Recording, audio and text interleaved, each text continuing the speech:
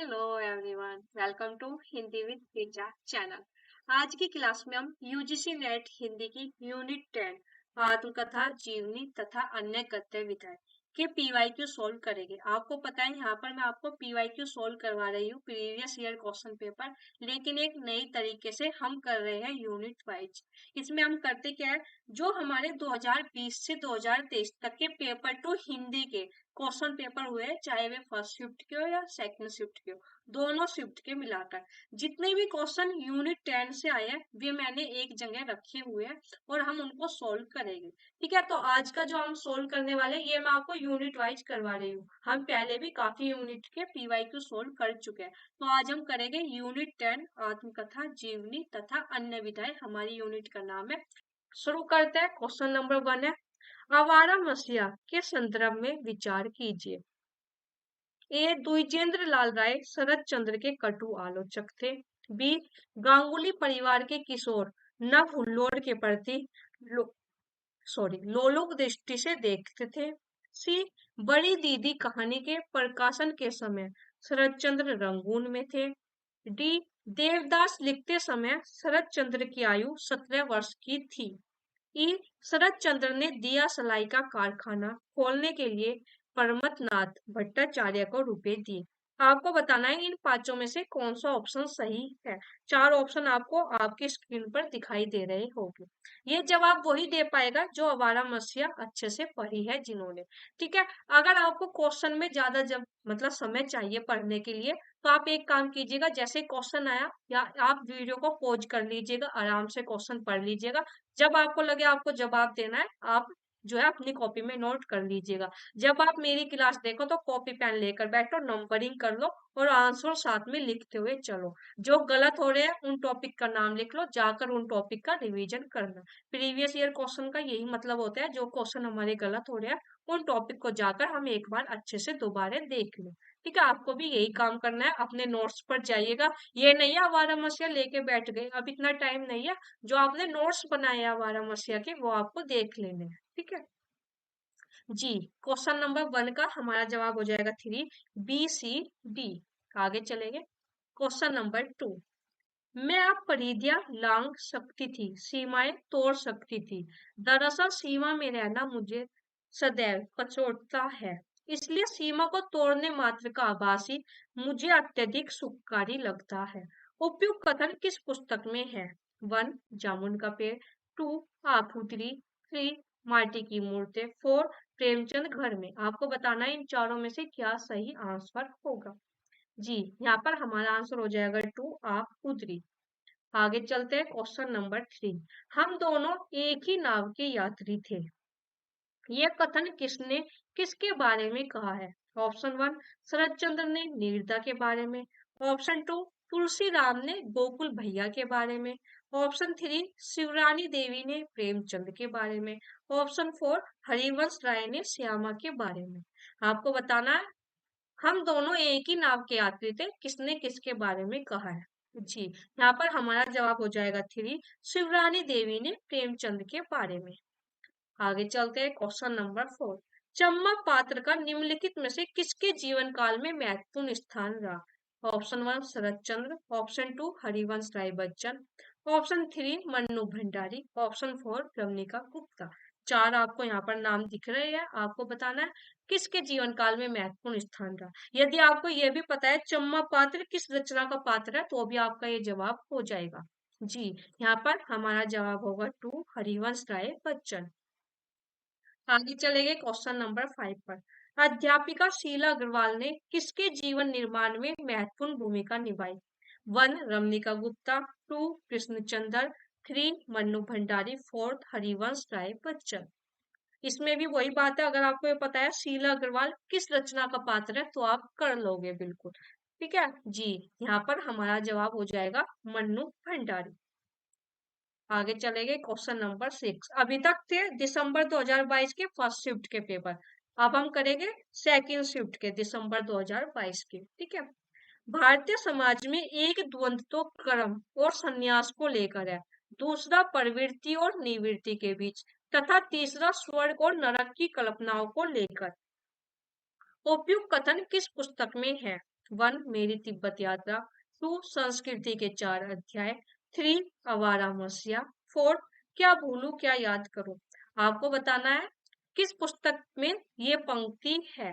चारों जो ऑप्शन दिख रहे हैं सभी के सभी हमारे पाठ्यक्रम की रचनाएं हैं। जी, यहाँ पर हमारा जवाब हो जाएगा 2 संस्कृति के 4 अध्याय। आगे चलेंगे क्वेश्चन नंबर 7, इजी ही है। ठकुरी बाबा निम्नलिखित में से किस संग्रह से संकलित है, आपको बताना है। ऑप्शन 1 मेरा परिवार, ऑप्शन 2 स्मृति की रेखाएं, ऑप्शन 3 अतीत के चलचित्र, ऑप्शन 4 पथ के साथी। आपको बताना है इन चारों में से किस ग्रंथ में जो है ठकुरी बाबा संकलित है। यहाँ पर हमारा जवाब हो जाएगा ऑप्शन 2 स्मृति की रेखाएं में संकलित है ठकुरी बाबा। आगे चलते हैं क्वेश्चन नंबर 8, ये आपको आवारा मसीहा की भूमिका में मिल जाएगा। शरत चंद्र ने रविंद्रनाथ को किस कवि के बाद भारत का सर्वोत्तम कवि घोषित किया। 1 Vyas, option 2 Kalidas, option 3 Kabirdas, option 4 Bhavabhuti. यदि आप आवारा मसीहा की भूमिका पढ़ते हो तो वहां से भी क्वेश्चन आता है, तो मैं तो यही सलाह दूंगी आप एक बार आवारा मसीहा की भूमिका जरूर पढ़कर जाइएगा, ठीक है। जी बिल्कुल, यहाँ पे हमारा जवाब हो जाएगा 1 व्यास। आगे चलेंगे, यहाँ पर देखेंगे क्वेश्चन नंबर 9, गौतम बुद्ध के लिए जो स्थान था आम्रपाली का, संभवतः वही थी मेरे लिए नटनिया। यह कथन किसका है। ऑप्शन 1 शरत चंद्र, option 2 Harivansh Rai Bachchan, option 3 Tulsiram, option 4 Rahul सान कीर्त्यायन। आपको बताना है इनमें से किसका ये कथन है कि गौतम बुद्ध के लिए जो स्थान था आम्रपाली का, संभवतः वही थी मेरे लिए नटनिया। जी, यहाँ पर हमारा जवाब हो जाएगा तुलसीराम। आगे चलते हैं क्वेश्चन नंबर 10, क्या भूलूं क्या याद करूं के संदर्भ में निम्नलिखित कथनों पर विचार कीजिए। ए हरिवंश राय बच्चन की बहन का नाम रानी था। बी ठाकुर यादवेंद्र सिंह के कहानी संग्रह हार से हरिवंश राय बच्चन ने अपने प्रथम काव्य संग्रह के नाम के लिए प्रेरणा ली थी। सी पंडित राम नरेश त्रिपाठी को दुलारे दोहावली पर प्रथम देव पुरस्कार मिला था। डी बाबू केदारनाथ अग्रवाल ने बच्चन जी को 35 रुपए प्रति मास पर स्कूल में हिंदी अध्यापक के रूप में नियुक्त किया। ई यूनिवर्सिटी में बच्चन जी के सह कक्षों में अवध बिहारी लाल, प्रकाश चंद्र गुप्त और ब्रजलाल गुप्त थे। 5 पंक्तियां आपको बताना, इन पांचों में से क्या सही होगा। 4 ऑप्शन आपको यहाँ पर दिखाई दे रहे होंगे। जी बिल्कुल, इसका हमारा जवाब हो जाएगा क्वेश्चन नंबर 10 का 4th, बी डी ई, ठीक है। आगे चलते हैं क्वेश्चन नंबर 11, स्मृति की रेखाएं के संदर्भ में निम्नलिखित कथनों पर विचार कीजिए। ए इस पुस्तक के सभी पात्र महादेवी जी के जीवन से संबंधित रहे हैं। बी पुस्तक की शैली पत्रात्मक है। सी पुस्तक के सभी पात्र समाज के निम्न वर्गों से संबंधित है। डी इसमें स्मृति नाम की स्त्री का चित्रण है जो चित्रकारी करती है। ई पुस्तक में यथार्थ से ज्यादा मानवीयता पर बल दिया गया है। 5 पॉइंट आपके सामने दिख रहे हैं, 4 ऑप्शन है, कोड आपको बनाना है और फिर आपको जवाब देना है। हमारा इसका आंसर हो जाएगा 2 ए सी ई। आगे चलेंगे क्वेश्चन नंबर 12, भोला राम का जीव के संदर्भ में निम्नलिखित कथनों पर विचार कीजिए। उम्मीद करती हूँ भोला राम जीव तो बड़ी छोटी सी कहानी है, आप लोगों ने पढ़ ली होगी, है ना। देखते हैं क्वेश्चन क्या है। ए इसमें जीव और परमात्मा के संबंधों पर विचार किया गया है। बी इसमें पौराणिक कथा को आधार बनाकर व्यंग्य की निर्मित की गई है। सी इसमें सरकारी कार्यालयों में पनप रहे भ्रष्टाचार का मार्मिक चित्रण है। डी इसमें राष्ट्रीय चेतना को केंद्र में रखा गया है। ई इसमें लाल फीताशाही की अमानवीयता का चित्रण है। 5 पॉइंट आपको दिख रहे हैं, बताना है इनमें से क्या होगा। ऑप्शन 1 केवल बी सी और ई, ऑप्शन 2 केवल ए डी और ई, ऑप्शन 3 केवल सी डी और ई, ऑप्शन 4 केवल ए सी और ई। जी, यहाँ पर हमारा जवाब हो जाएगा 1 बी सी ई। आगे चलते हैं, सूची 1 को सूची 2 से मिलान करना है। इधर रेखा चित्रों के मुख्य पात्र है, इधर सहयोगी पात्र है, आपको मैच करना है। सरयू भैया, मंगल, रजिया, देव। इधर है सहयोगी पात्र में हसन, कुनकुन, गंगोभाई झकोलिया। चार इधर है, चार इधर है, मैच करने हैं मुख्य पात्र को सहयोगी पात्र से। ठीक है, चार ऑप्शन आपको यहाँ पर ये दिखाई दे रहे होंगे। जी, यहाँ पर हमारा क्वेश्चन नंबर 13 का जवाब हो जाएगा 1। सरयू भैया गंगो भाई, मंगर झकोलिया, रजिया हसन, देव कुनकुन। आगे चलेंगे, क्वेश्चन नंबर 14। अरे यायावर रहेगा याद में निम्नलिखित अध्यायों को पहले से बाद के क्रम में लगाइए। ए देवताओं के अंचल में, बी एलुरा, सी किरणों की खोज में, डी परशुराम से तुरखम, ई मौत की घाटी में। 5 पॉइंट है, आपको इनको पहले से बाद के क्रम में लगाना है। ठीक है, इम्पोर्टेंट है। कोई भी रचना यदि अध्याय, सर्ग, प्रकरण, खंड, भाग में विभाजित है तो हमें पता होना चाहिए कितने अध्यायों में है, उनके नाम पता होने चाहिए और क्रम से पता होने चाहिए, क्योंकि आजकल ये एग्जाम में ज्यादा पूछे जाने लगा है। जी बिल्कुल, यहाँ पर हमारा जवाब हो जाएगा 2 DCAEB। देख लेते हैं अरे यायावर रहेगा याद के अध्याय, इसी क्रम में आप लोग याद कर लीजिएगा। परशुराम से तुरखम, एक टायर की कहानी। ठीक है, दूसरा किरणों की खोज में, थर्ड देवताओं के अंचल में, फोर्थ मौत की घाटी में, फिफ्थ एलुरा, सिक्स माजुली, सेवन बहता पानी निर्मला और एट है सागर शोभित मेघ मेखलित, कन्याकुमारी से नंदा देवी। ठीक है, ये अरे यावर रहेगा याद के अध्याय है जो आपके यहाँ पर पेपर में भी पूछा है, इनको क्रम से पूछा है। ठीक है, तो अध्याय याद होने चाहिए और कैसे याद होने चाहिए, क्रम से याद होने चाहिए। आगे चलेंगे, क्वेश्चन नंबर 15। ये तो इजी है, हमारे पाठ्यक्रम की रचना ही पूछी है। हरिशंकर परसाई, हरिवंश राय बच्चन, रामधारी सिंह दिनकर, रमणिका गुप्ता। इधर है रचनाओं के नाम, क्या भूलू क्या याद करूं, संस्कृति के 4 अध्याय, हाथ से भोला राम का जी। इनको आपको आपस में मैच करना है। जी बिल्कुल, यहाँ पर हमारा जवाब हो जाएगा 3। हरिशंकर परसाई भोला राम का जीव, हरिवंश राय बच्चन क्या भूलू क्या याद करूं, रामधारी सिंह दिनकर संस्कृति के 4 अध्याय, रमणिका गुप्ता हाथ से। आगे चलेंगे, क्वेश्चन नंबर 16। संस्कृति के 4 अध्याय के प्रथम अध्याय में किन विषयों पर चर्चा की गई है। संस्कृति के 4 अध्याय 4 अध्यायों में विभाजित है, जैसा कि नाम से पता चल रहा है, और हर अध्याय प्रकरण में विभाजित है, तो आपको सब चीज पता होनी चाहिए। मैंने आगे डिटेल में भी रखा हुआ है। ए आर्य द्रविड़ संबंध, बी पॉइंट ऑफ भक्ति की प्राचीनता, सी हिंदू संस्कृति की पाचन शक्ति, डी प्राचीन भारत और बाह्य विश्व। 4 पॉइंट है, आपको बताना है इनमें से किन विषयों पर चर्चा की गई है। 4 ऑप्शन आपको यहाँ पर दिख रहे होंगे। ऑप्शन 1 केवल ए और बी, ऑप्शन 2 केवल बी और सी, ऑप्शन 3 केवल सी और डी, ऑप्शन 4 केवल ए और सी। जी, यहाँ पर हमारा जवाब हो जाएगा 4, ए और सी, आर्य द्रविड़ संबंध और हिंदू संस्कृति की पाचन शक्ति। अब एक बार डिटेल में देखेंगे संस्कृति के 4 अध्याय के चारों अध्याय के बारे में। संस्कृति का प्रथम अध्याय है भारतीय जनता की रचना और हिंदू संस्कृति का आविर्भाव। प्रथम अध्याय का ये तो नाम हो गया। प्रथम अध्याय को जो है 3 प्रकरण में विभाजित किया गया। प्रकरण 1 भारतीय जनता की रचना, प्रकरण 2 आर्य द्रविड़ समस्याएं, प्रकरण 3 आर्य और आर्येतर संस्कृतियों का मिलन। आपके पेपर में पूछा था किन विषयों पर चर्चा की गई है, तो जवाब था आर्य द्रविड़ संबंध, हिंदू संस्कृति की पाचन शक्ति। तो देख लो, यहाँ पर आपको दोनों पॉइंट मिल जाएंगे, आर्य द्रविड़ संबंध और हिंदू संस्कृति की पाचन शक्ति। ठीक है, यह आपके पेपर में पूछा गया था।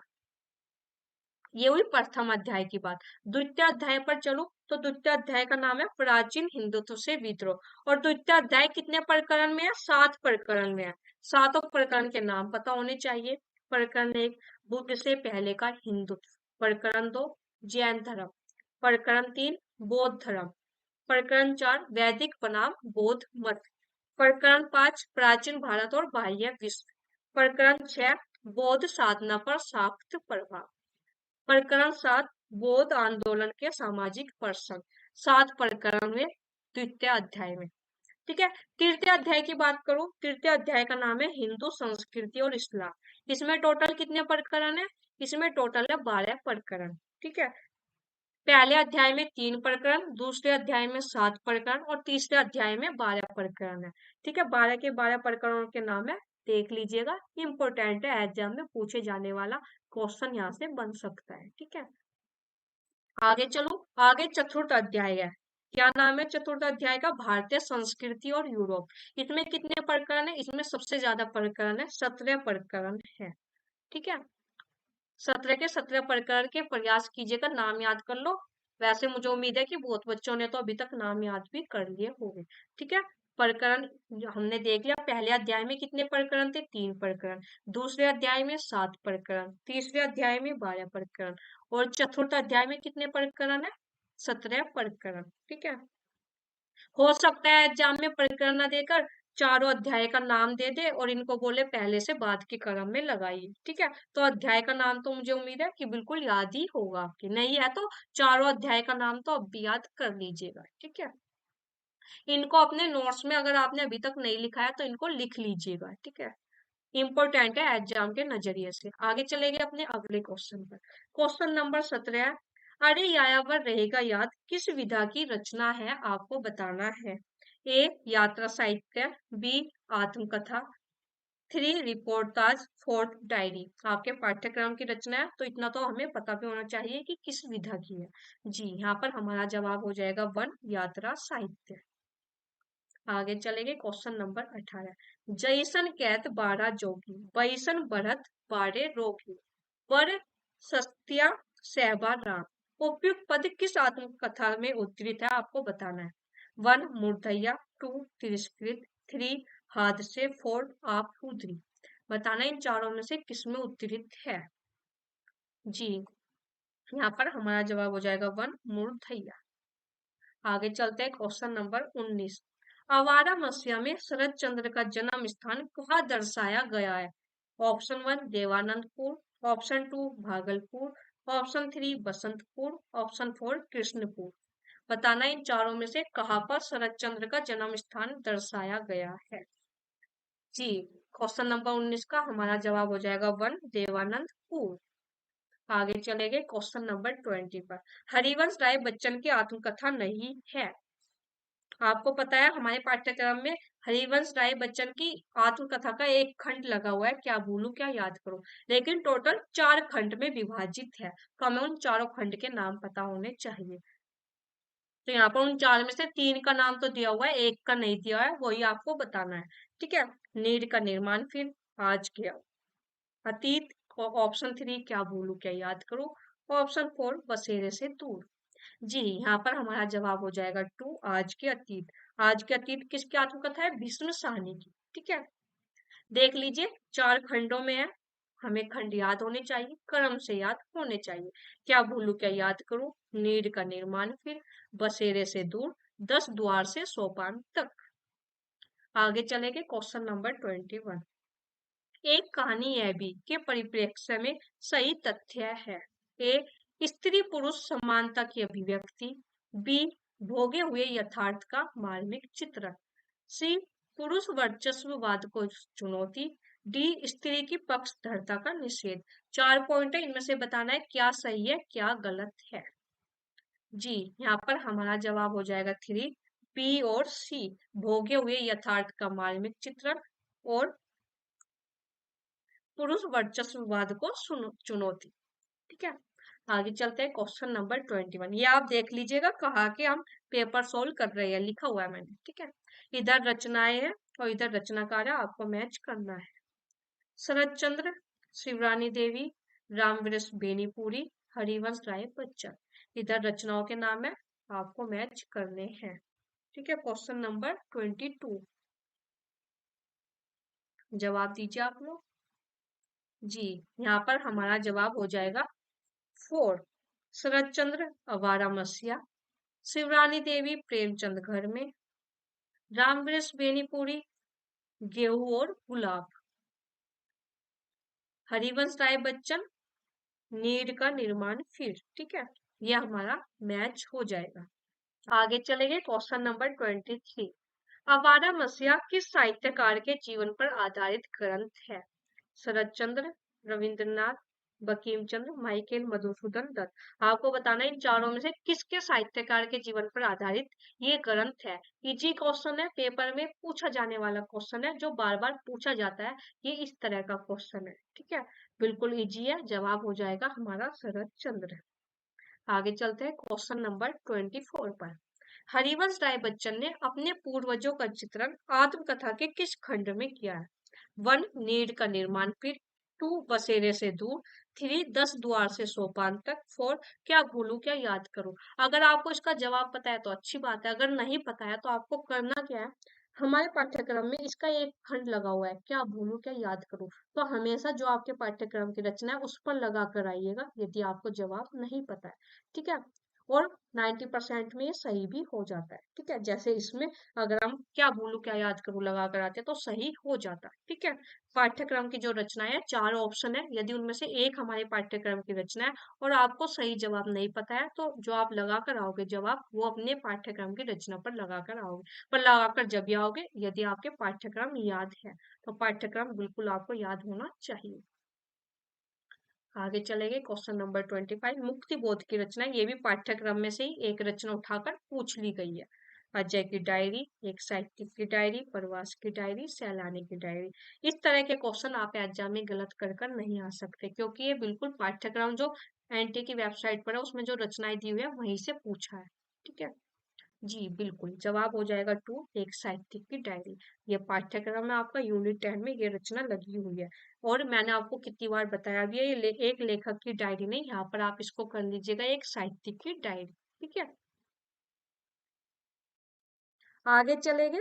अब देखेंगे हम क्वेश्चन नंबर 26, भूति पारिवारिक पृष्ठभूमि किस आत्मकथा का प्रथम अध्याय है?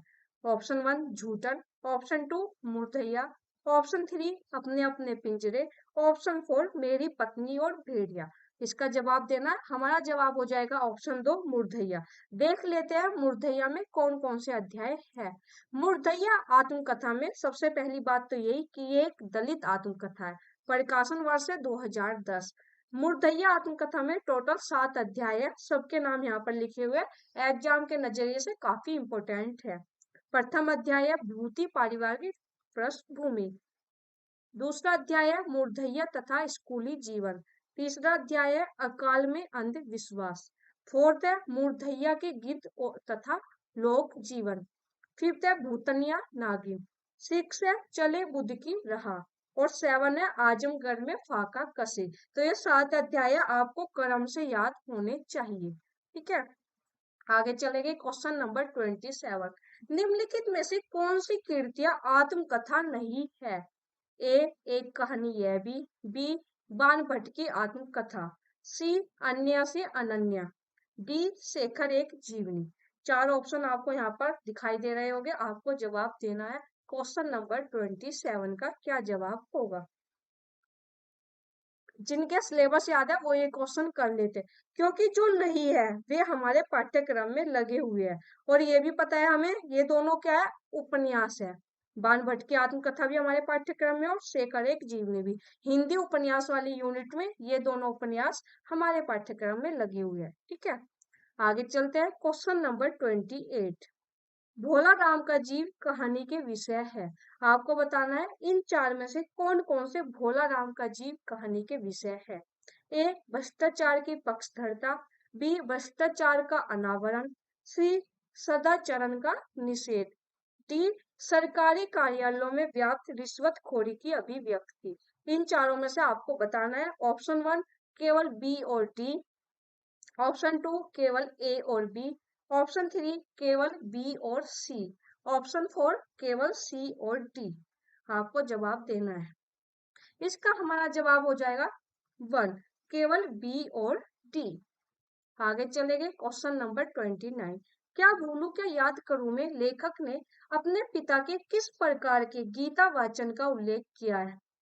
ऑप्शन 1 सस्वर वाचन, ऑप्शन 2 गुनगुनाकर, ऑप्शन 3 मौन रहकर, ऑप्शन 4 ऊंचे स्वर में। आपको बताना है किस प्रकार जो है गीता वाचन का उल्लेख किया है लेखक ने। जी बिल्कुल, यहाँ पर आंसर हो जाएगा 3 मौन रहकर। आगे चलते हैं क्वेश्चन नंबर 30, अरे यायावर रहेगा याद में संकलित परशुराम से तूर्खम पाठ के संदर्भ में निम्नलिखित में से क्या क्या सही है?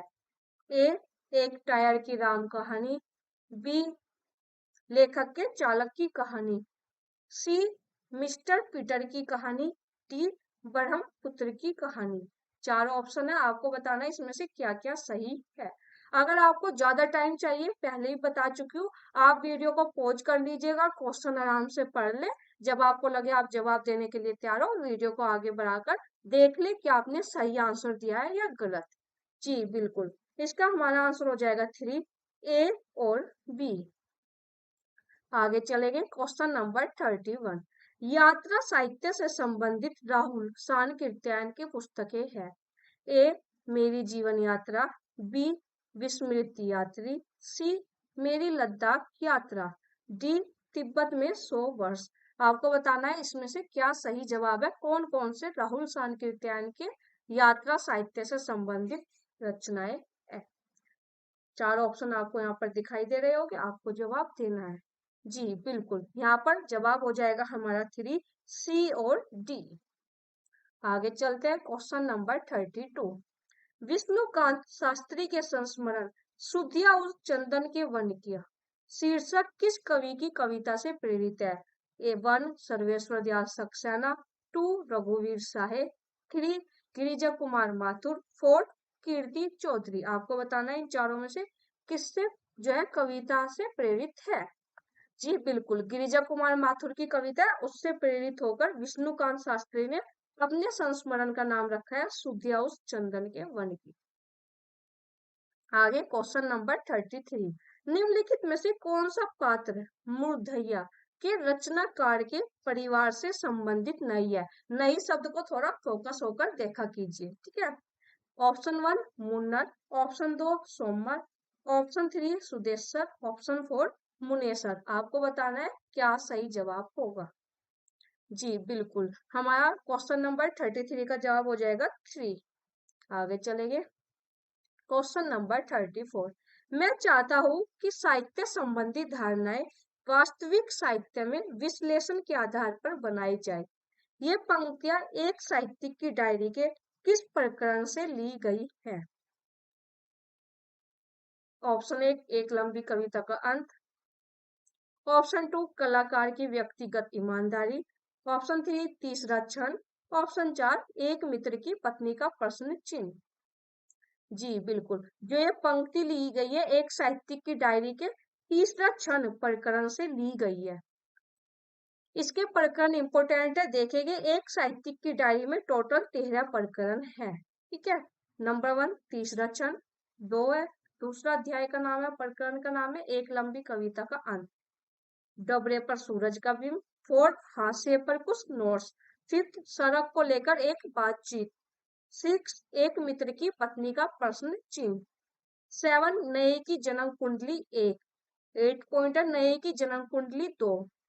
9वां पॉइंट है वीरकर। 10 है विशिष्ट और अद्वितीय। 11 है कुटुयान और काव्य सत्य। 12वां है कलाकार की व्यक्तिगत ईमानदारी 1। और सबसे अंतिम है कलाकार की व्यक्तिगत ईमानदारी 2। इंपोर्टेंट है, इनका क्रम भी पूछा जा सकता है, या इनमें से कौन सा प्रकरण एक साहित्यिक की डायरी का है कौन सा नहीं, ये भी पूछा जा सकता है, ठीक है। तो ध्यान से देख लीजिएगा, याद कर लीजिएगा। आगे चलेंगे, क्वेश्चन नंबर 35। तुम्हारा पथेरदा भी पढ़ लिया पुस्तक उत्तेजक है, अर्थात अंग्रेजी शासन के विरुद्ध पाठकों के मन को अप्रसन्न करती है। आवारा मसीहा में यह किसका कथन है? 1 शरत चंद्र चट्टोपाध्याय। 2 रविंद्रनाथ टैगोर। 3 द्विजेंद्र लाल राय। 4 भूपेंद्र नाथ बंदोपाध्याय। आपको बताना, ये आपको भूमिका में मिल जाएगा, आवारा मसीहा की भूमिका से है ये क्वेश्चन। यहाँ पर हमारा जवाब हो जाएगा 2 रविंद्रनाथ टैगोर। आगे चलेंगे, क्वेश्चन नंबर 36। संस्कृति के 4 अध्याय में दिनकर ने रविंद्रनाथ टैगोर और मोहम्मद इकबाल को आख्यायित किया है। ऑप्शन 1 राष्ट्रीय कवि के रूप में। ऑप्शन 2 नवोत्थान के कवि के रूप में। 3 भारतीय कवि के रूप में। ऑप्शन 4 है सामाजिक संस्कृति के कवि के रूप में। आपको जवाब देना है। जी बिल्कुल, यहाँ पर हमारा जवाब हो जाएगा 2, नवोत्थान के कवि के रूप में। आगे चलेंगे क्वेश्चन नंबर 37। मूर्धन्या में नन्हकू पांडे किस कला में कुशल थे? ऑप्शन 1 वीणा वादन, ऑप्शन 2 ढोलक वादन, ऑप्शन 3 सारंगी वादन, ऑप्शन 4 तबला वादन। तो जो नन्हकू पांडे किस कला में कुशल थे? वे थे ढोलक वादन कुशल, जो है कला में कुशल थे। आगे क्वेश्चन नंबर 38। इधर वह कविता मेरा पिंड नहीं छोड़ रही थी, उधर वह कविता, अगर वह कविता भावावेश पूर्ण होती तो एक बार उसकी आवेशात्मक अभिव्यक्ति हो जाने पर मेरी छुट्टी हो जाती। यह उद्धरण निम्नलिखित में से किससे लिया गया है? 1 डबरे पर सूरज का बीम, 2 तीसरा छंद, 3 हाशिए पर कुछ नोट्स, 4 एक लंबी कविता का अंत। जी बिल्कुल, जो ये पंक्ति है ये ली गई है एक लंबी कविता के अंत से। देखो पीछे भी आपने देखा एक साहित्य की डायरी की एक पंक्ति पूछी थी और पूछा था किस प्रकरण से है। देख लेते हैं एक बार वो पंक्ति, ये थी वो पंक्ति, ठीक है, वो तीसरा छंद प्रकरण से ली गई थी। फिर एक क्वेश्चन यहाँ पर आगे भी पूछा है, ठीक है। ये रहा क्वेश्चन नंबर 38, इसमें हमारा आंसर हो जाएगा एक लंबी कविता का अंत। ठीक है, आगे चलते हैं क्वेश्चन नंबर 39। अरे यायावर रहेगा याद में सम्मिलित है, माजुली, धरती का धनी, 20वीं सदी का बानभट्ट, बहता पानी निर्मला। उम्मीद करती हूँ ये क्वेश्चन आप गलत नहीं करोगे क्योंकि ये हम पीछे भी देखकर आ चुके हैं। उसमें जो आया अरे यायावर रहेगा याद के अध्याय थे उनको पहले से बाद के क्रम में लगाना था। इस बार ये पूछ ले इन चारों में से कौन कौन से अरे यायावर रहेगा याद में सम्मिलित है। जी बिल्कुल, इसका हमारा जवाब हो जाएगा 4 ए और डी। यहाँ पर देखो ये रखा हुआ भी है कौन कौन से पूछा आपके पीछे, माजुली और बहता पानी निर्मला। आगे चलेंगे क्वेश्चन नंबर 40। मेरी तिब्बत यात्रा की भाषा शैली की विशेषताएं क्या है आपको बतानी है। ए भावपरक, बी संस्कृतनिष्ठ तर्कपूर्ण, सी युग विशेष का आभास देने वाली, डी चिंतन प्रधान। तो इनमें से क्या सही उत्तर होगा वो आपको बताना है। ऑप्शन 1 बी और सी, ऑप्शन 2 ए और बी, ऑप्शन 3 ए और डी, ऑप्शन 4 सी और डी। जी यहाँ पर हमारा जवाब हो जाएगा 1 बी और सी। आगे चलेंगे क्वेश्चन नंबर 41 पर। संस्कृति के 4 अध्याय के अनुसार अकबर के राज्यारोहण तक सरकारी हिसाब किस भाषा में रखा जाता था? 1 अरबी, 2 फारसी, 3 उर्दू, 4 हिंदी। आपको बताना है इन चारों में से किस भाषा में रखा जाता था। जी बिल्कुल, यहाँ पर हमारा जवाब हो जाएगा 4 हिंदी। आगे क्वेश्चन नंबर 42। क्या भूलू क्या याद करूं के प्रारंभ में उत्तर प्रदेश के बस्ती जिले के किस गांव का उल्लेख है? ललितपुर, लोहितपुर, अमोरा, जमोरा। आपको बताना इन चारों में से किस गांव का उल्लेख है। जी यहाँ पर हमारा जवाब हो जाएगा 3 अमोरा। आगे है क्वेश्चन नंबर 43। ओके, गलती से नंबरिंग हो गया, चलो देख लेते हैं इसे भी। क्या भूलू क्या याद करूं हरिवंश राय बच्चन की आत्मकथा श्रृंखला का कौन सा भाग है? ये भी हम पीछे देखकर आ चुके हैं। चौथा, तीसरा, दूसरा, पहला, जहां पर हमने चारों खंड भी देखे थे। बिल्कुल इसका जवाब हो जाएगा पहला भाग है, क्या भूलू क्या याद करूं। ठीक है, आगे चले गए क्वेश्चन नंबर 43 पर। ठीक है, बीच में वो नंबरिंग गलत हो गई उसके लिए माफी। आवारा मसीहा किस साहित्यकार की औपन्यासिक जीवनी है? 1 बंकिम चंद्र, 2 रविंद्रनाथ टैगोर, 3 शरत चंद्र, 4 बुद्धदेव मुखोपाध्याय। इन चारों में से किसकी जीवनी है? इजी क्वेश्चन है और ये ऐसा क्वेश्चन है एग्जाम में रिपीट होता ही रहेगा। बिल्कुल इसका जवाब हो जाएगा 3 शरत चंद्र। आगे है क्वेश्चन नंबर 44। शरत के संबंध में उपयुक्त कथन है। ए शरत बचपन में डरपोक स्वभाव के थे, बी गृहस्थी से शरत का कभी लगाव नहीं रहा, सी शरत बाबू की रचनाओं पर बिरज बहू और विजया नाटक का रूपांतरण हुआ, डी अपने भाई की समाधि शरत के घर के पास नदी के तट पर बनवाई थी, ई शरत ने कोई वसीयतनामा नहीं लिखा था। इन पांचों में से आपको बताना है क्या क्या सही कथन है। चारों ऑप्शन आपके सामने दिख रहे हैं। जी, यहाँ पर हमारा जवाब हो जाएगा 3, केवल बी सी डी। अब जो ये क्वेश्चन है, ये जो अभी लेटेस्ट हमारा एग्जाम हुआ है 17 जून को 2023, मैंने सबसे आखिरी में जून 2023 के पेपर रखे हैं जो अभी लेटेस्ट हुआ था। ठीक है, वहां से ये क्वेश्चन आया है। आगे चलते हैं, क्वेश्चन नंबर 45। किस रचना के एक पात्र की जबान पर उठते बैठते निम्नलिखित दोहा रहता था? पुरुष सिंह जो उद्यमी, लक्ष्मी ताकरी चेरी, भाग्य भरोसे जे रहे, कुपुरुष भासी टेरी। आपको बताना है इनमें से क्या जो है किस रचना की ये पंक्ति है। प्रेमचंद घर में, ऑप्शन 2 आवारा मसीहा, ऑप्शन 3 क्या भूलू क्या याद करूं, ऑप्शन 4 मूर्धैया। जी, ये होगी क्या भूलू क्या याद करूं रचना की पंक्ति है। ये क्या भूलू क्या याद करूं रचना का ये एक पेज है जहां से ये पंक्ति पूछी गई है। ठीक है, आगे चलेंगे, question number 46। Doctor Tulsi Ram के नन्हीहाल में स्वतंत्रता आंदोलन का नेतृत्व किसने किया था? 1 तेज बहादुर, 2 मुसाफिरलाल, 3 परशुराम, 4 हरिहर दास। डॉक्टर तुलसीराम के नन्हीहाल में स्वतंत्रता आंदोलन का नेतृत्व किसने किया, बताना है। जी, इसका जवाब हमारा 3 होगा, परशुराम सिंह। ठीक है, और ये बिल्कुल सही जवाब है, इसमें बच्चों को कंफ्यूजन था तो मैं बता देती हूँ, इसका जवाब 3 ही है। आगे चलते हैं, क्वेश्चन नंबर 47। भोला राम का जीव कहानी के अनुसार भोला राम को रिटायर होने के कितने वर्ष बाद तक पेंशन न मिली थी? 3, 5, 7, 9।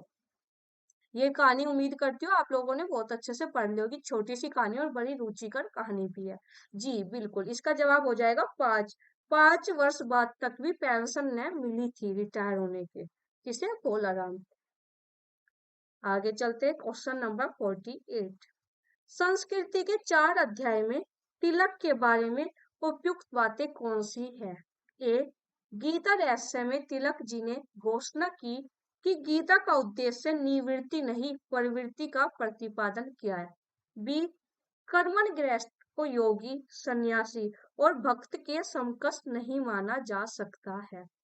सी, तिलक के उपदेश तत्कालीन समय में वीरता, निर्भीकता और सच्चाई के सबसे बड़े उपदेश थे। डी, गीता का मार्ग संन्यास का मार्ग है, संसार त्याग और कर्म न्यास का मार्ग है। ई, तिलक जी ने बताया कि योग का अर्थ गीता में कर्म है। 5 पॉइंट है, बताना है क्या सही है। जी बिल्कुल, यहाँ पर हमारा जवाब हो जाएगा 1, ए सी ई।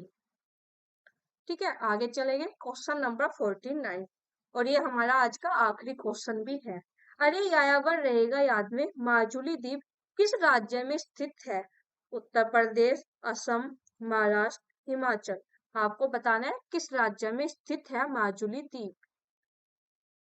जी बिल्कुल, जवाब हो जाएगा असम। तो आज हमने टोटल जो है 50 क्वेश्चन सोल्व किए, एक क्वेश्चन वो बीच में नंबरिंग गलत था। टोटल हमने 50 क्वेश्चन सोल्व किए। आप मुझे कमेंट कर कर बताओगे कि आपके 50 में से कितने सही हुए हैं। देखो यहाँ पर नंबरिंग कुछ भी हो सकती है, मतलब कभी किसी यूनिट के 50, किसी के 70, जैसे आपने यूनिट 5 के देखे 100 के लगभग क्वेश्चन थे। ठीक है, तो वो उसके ऊपर बात है, आप भी जानते हैं हर यूनिट से इक्वल क्वेश्चन नहीं आते, किसी से ज्यादा आते हैं। जैसे यूनिट 2 से हमें बहुत ज्यादा क्वेश्चन देखने को मिले, यूनिट 1 में कम क्वेश्चन देखने को मिले। ठीक है, तो ऐसा जरूरी नहीं होता कि हर यूनिट में इक्वल ही हो, क्योंकि हम यहाँ पर PYQ कर रहे हैं, हर पेपर में से छांट लेते हैं कि कौन कौन सी यूनिट के कितने क्वेश्चन हैं। ठीक है, तो ये मैंने आपको करवा दिए हमारे 50 क्वेश्चन। जब आप बताइएगा कितने क्वेश्चन सही हुए हैं, और आपका अब भी कोई डाउट है तो मुझे इसी वीडियो के नीचे कमेंट कर दीजिएगा। क्लास आपको कैसी लगी जरूर बताइएगा। क्लास आपको यूजफुल लग रही है तो मेरी क्लास बाकी बच्चों तक जो एग्जाम की तैयारी कर रहे हैं उन तक पहुंचा दीजिएगा, क्लास को शेयर कर दीजिएगा। और ये हमारा टेलीग्राम चैनल है, इससे जरूर जुड़ जाइएगा, बहुत बेनिफिट इससे आपको होगा। इसमें यहाँ पर PDF भी मिलती है काफी सारी, क्लास के लिंक भी यहीं पर मिलते हैं, नेट की कोई इन्फॉर्मेशन आती है वो भी मैं यहीं पर देती हूँ, और अन्य कंपटीशन एग्जाम की जानकारी भी टेलीग्राम ग्रुप पर मैं देती रहती हूँ।